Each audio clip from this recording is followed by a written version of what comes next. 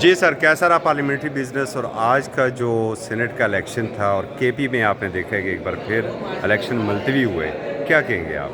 دیکھیے جی، میں سمجھتا ہوں کہ انفارچونیٹلی جو ہمارا ملک ہے اس میں چیزیں بہتر ہونی چاہیے، اسموتھ ہونی چاہیے، اور لیکن اس کے برعکس کام کیا جا رہا ہے. ابھی جو کے پی میں الیکشن ملتوی ہوئے ہیں اس کے رزلٹ سے جو چیئرمین کا الیکشن ہے، ڈپٹی چیئرمین کا، اس کا بھی جو سلسلہ جاری تھا وہ بھی ابھی سسپینڈ ہو گیا فی الحال.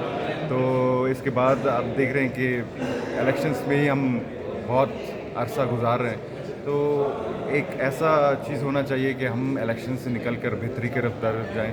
لوگ مہنگائی سے مر رہے ہیں، کھانے کو کھانا نہیں ہے، پینے کو پانی نہیں ہے، اور ہم ابھی تک الیکشن میں الجھے ہوئے ہیں. تو اس سے بہتر ہے کہ ہم اپنے لوگوں کو خدمت کریں، کچھ ایسے پالیسیز لائیں تاکہ وہ غریب دوست ہو، عوام دوست ہو. بالکل، جو پارلیمان ہے وہ 25 کروڑ عوام کی اجتماعی دانشگاہ ہے جہاں پر بلا شبہ عوامی مسائل آنا ہونے چاہیے، مگر وہاں پر صرف شخصیت پرستی کے اوپر احتجاج ہو رہا ہے. اور اسی اسنا میں حکومت نے مہربانی کی ہے، پیٹرول کی قیمت میں 9 روپے اضافہ کیا ہے. کیا کہیں گے اس پر؟ میں سمجھتا ہوں کہ حکومت کو چاہیے کہ جتنا وہ عوام دوست، غریب دوست منصوبے ہیں وہ ان کی اقدامات فوری طور پر کریں، کیونکہ عوام دن بدن وہ مہنگائی کے دباؤ میں آ کے مر رہی ہے.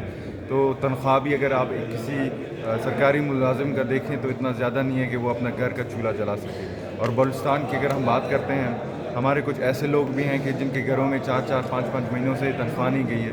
تو وہ تو غریب لوگ ہیں، تو ان کا کیا ہونا چاہیے. تو ہمیں چاہیے کہ ایک ایسے پلان کے تحت کام کرے کہ وہ عوام کے ساتھ ہو.